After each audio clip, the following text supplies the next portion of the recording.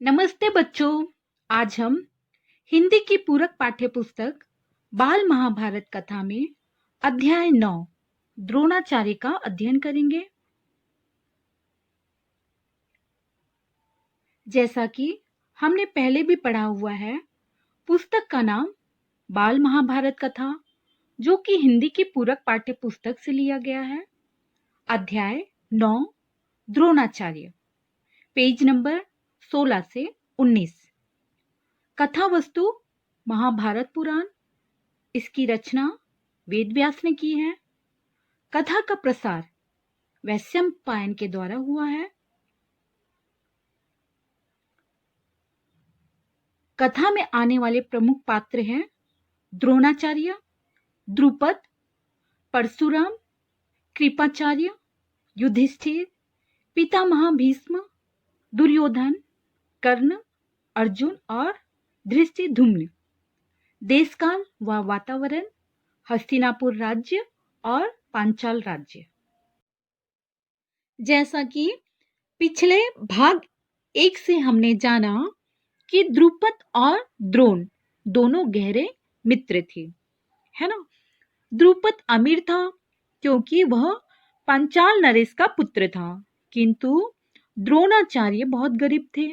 वह एक ब्राह्मण का पुत्र था, अर्थात महर्षि भरद्वाज का पुत्र था।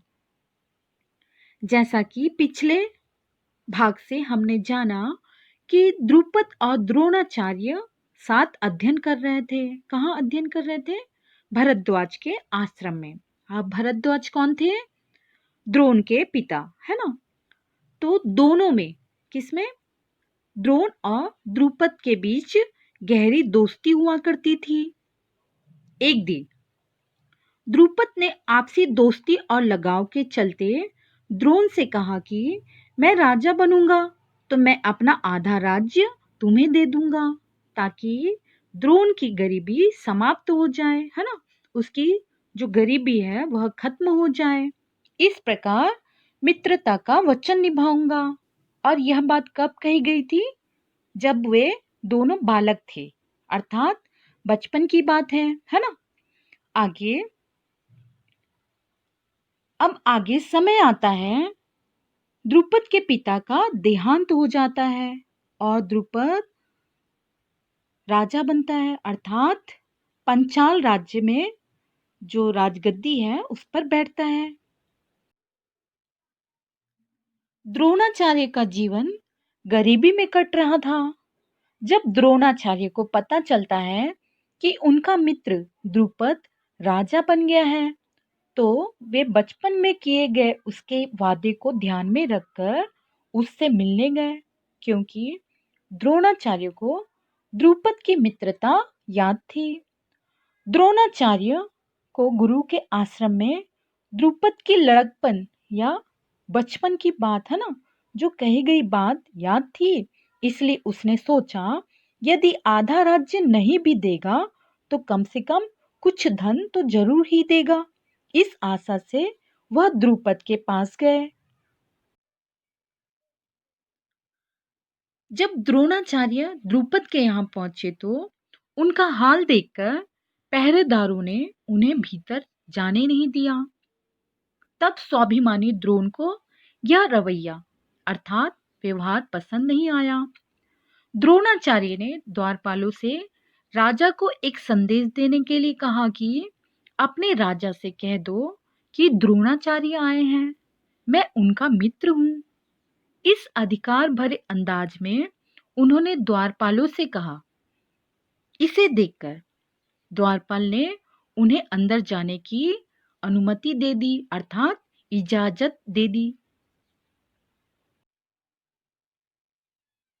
राजा द्रुपद के पास संदेश गया कि एक सामान्य सा ब्राह्मण जिसका नाम द्रोणाचार्य है और जो खुद को उनका मित्र बता रहा है, अर्थात राजा का मित्र कह रहा है, आपसे मिलने आया है। एक विशाल राज्य के राजा होने के अहंकार में डूबे द्रुपद को यह द्रोणाचार्य का यह अंदाज अखर गया, अर्थात द्रुपद को यह अंदाज पसंद नहीं आया।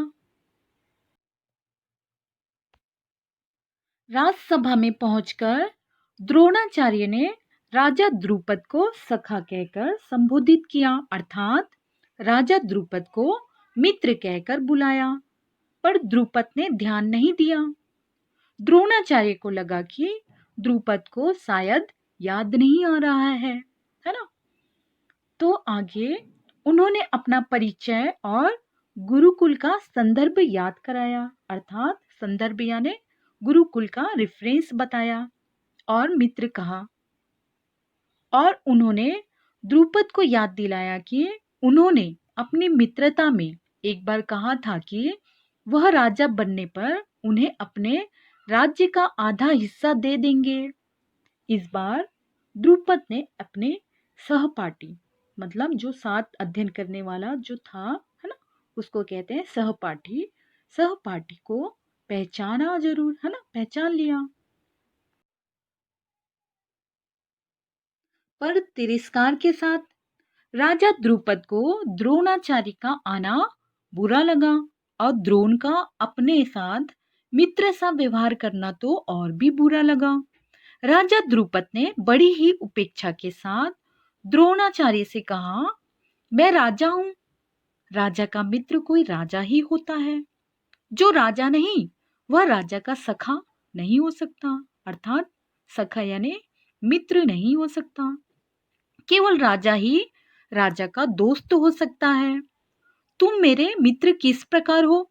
आगे उन्होंने पूछा द्रोणाचार्य से कि भला तुम मेरे मित्र किस प्रकार से हो? तुम गरीब ब्राह्मण हो और एक राजा, एक साधारण ब्राह्मण कभी मित्र नहीं हो सकते। राजा की गरीबों से दोस्ती नहीं हो सकती। पहले खुद को देखो, तुम कुछ भी नहीं हो। चले जाओ यहाँ से। बचपन की बातों का बड़ा होने पर कोई मतलब नहीं होता। उन बातों को स्मरण करा के, अर्थात याद करा के आप मेरे सखा बनने की चेष्टा कर रहे हो, है ना।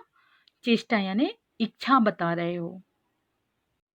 राजा द्रुपद के द्वारा कही गई बातों को सुनकर द्रोणाचार्य को इस तिरस्कार से बड़ा दुख हुआ, अर्थात तिरस्कार यानी अपमान, है ना, जो अपमान राजा द्रुपद ने उनका किया, यह सुनकर उन्हें बड़ा दुख हुआ।